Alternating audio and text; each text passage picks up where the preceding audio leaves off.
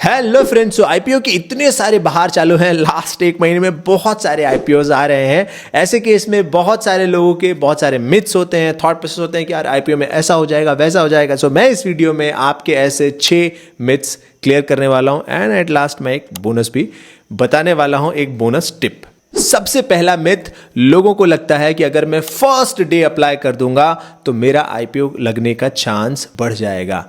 Completely wrong, completely wrong.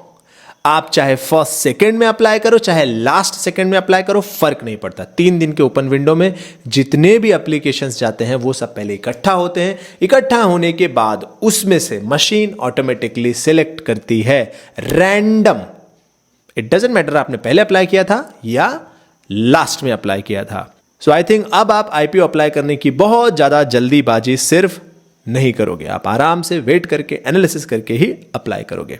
Number 2, multiple account open कर लेते हैं लोग, चाहे वो अपस्टॉक्स हो, जीरोधा हो, आईसीआईसीआई हो, कि यार हर जगह अकाउंट ओपन करके फटाफट अप्लाई कर देते हैं, मिलने के चांस बढ़ जाएंगे। ना, एक पैन कार्ड पे सिर्फ एक ही एप्लीकेशन है, याद रख लो इसको। एक पैन कार्ड पे सिर्फ एक एप्लीकेशन। और अगर आप एक ही पैन कार्ड पे मल्टीपल जगह से अप्लाई करते हैं, क्योंकि आपका अपस्टॉक्स हो, जीरोधा हो, पैन कार्ड तो आपका ही है, तो उसमें आपके एप्लीकेशन रिजेक्ट भी हो सकते हैं, और अगर एक्सेप्ट भी होगा तो कोई एक, दैट्स इट। लेकिन अगर आपको मल्टीपल अकाउंट से अप्लाई करना ही है तो आप अपने मदर, फादर, वाइफ, भाई के अकाउंट से अप्लाई कर सकते हैं, क्योंकि उनके अलग अलग पैन कार्ड होंगे। उस केस में ही आपका ये चीज सक्सेसफुल माना जाएगा। नंबर 3, पब्लिक ब्रांडेड कोई कंपनी आती है ना तो हमें लगता है ये बेस्ट ही है। एग्जाम्पल के लिए मैं आपको बताता हूं, हो सकता है कल फ्लिपकार्ट का आईपीओ आए तो हमें लगेगा कि ये तो बस बढ़िया कंपनी, क्योंकि हम इस ब्रांड को जानते हैं। भाई साहब, फ्लिपकार्ट अभी भी प्रॉफिटेबल नहीं है। और ऐसा ही चीज हुआ मे बी पेटीएम के साथ, मे बी जोमेटो के साथ, जो बिना जाने समझे कंपनी को, सिर्फ ब्रांड वैल्यू हम आसपास देखते हैं उस कंपनी को तो हम उसमें खींचे चले जाते हैं कि अप्लाई कर देते हैं। ऐसा नहीं करना है।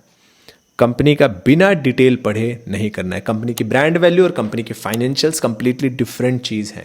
कोई भी बिजनेस होता है उसका काम होता है प्रॉफिट दर्ज करना, तो आपको वो देखना होता है कि क्या ये कंसिस्टेंटली प्रॉफिट दर्ज कर रहा है एंड ग्रोइंग मोड में प्रॉफिट दर्ज कर रहा है या नहीं। नंबर 4, आईपीओ में बहुत पैसा बनता है ना। मैं आपको क्लियर कर दूं, आईपीओ में जब आप कंपनियां पढ़ते हो तो आपको समझ में आता है कुछ कंपनियां रिलेटिवली सस्ते भाव पे आ रही हैं, कुछ सब नहीं। कुछ अगर सस्ते भाव पे रिलेटिवली आती है तो हम सोचते हैं कि यार अप्लाई कर देते हैं। अप्लाई करने पे हमें जो कुछ गेन मिलेगा that is good to have, है ना, अपना घर से कुछ जाता नहीं है। लेकिन वहां पे कैच ये है कि एज ए रिटेल इन्वेस्टर आप 13 लॉट से ज्यादा अप्लाई कर ही नहीं सकते। 13 लॉट यानी 2 लाख रुपया। अरे भाई, 2 लाख का पूरा आपका आईपीओ लग भी गया, मान लो डबल भी हो गया तो 2 का 4 होगा। लेकिन यहाँ पे कैच है, जो ऐसे डबल वाले आईपीओ आते हैं वहां तो बहुत सारे लोग अप्लाई करते हैं, बहुत सारे लोग, तो ओवर सब्सक्राइब हो जाता है। ओवर सब्सक्राइब में आपको एक ही लॉट मिलता है। ऐसा नहीं है कि आपको 2 लाख का पूरा दे देंगे, क्योंकि इतने सारे लोग अप्लाई करते हैं तो वो एक लॉट वालों को ज्यादा डिस्ट्रीब्यूट करते हैं। ठीक है, ऐसा मैंने पढ़ा हुआ है। और प्लस पिछले 5-6 सालों से मैंने ऐसा देखा हुआ है भी। मैंने कई बार मल्टीपल लॉट अप्लाई किए, बट जब भी ओवर सब्सक्राइब हुआ मुझे एक ही लॉट लगा हुआ है। तो अगर डबल होने वाला आईपीओ भी आया तो आपका एक लॉट ही लगेगा, यानी 15,000 का 30,000 हो सकता है ना। तो उस केस में आपका वेल्थ क्रिएशन स्ट्रैटेजी नहीं है, ये याद रखो, ये वेल्थ क्रिएशन स्ट्रैटेजी नहीं है। हाँ, ये है कि आपका थोड़ा पैसा एडिशनल बन जाएगा, विच इज गुड। सो आप इसको सिर्फ वेल्थ क्रिएशन की मेरा करोड़ों बन जाएगा उस नजर से देखने की भी जरूरत नहीं, सोचने की भी जरूरत नहीं। हाँ, ये देखना है कि अच्छा आपको रिव्यू मिल गया आईपीओ का, आपने पढ़ लिया, आपको देखा अरे ये तो सस्ते भाव में आ रही है, तो चलो मैं इसको अप्लाई कर देता हूं, इसकी डिमांड अच्छी है, मुझे लिस्टिंग गेन मिल जाएगा। अब 15,000 रुपए पे आपको 30%, 40% भी मिल गया तो भी 5-6 रुपए बन गया, विच इज वेरी गुड यार।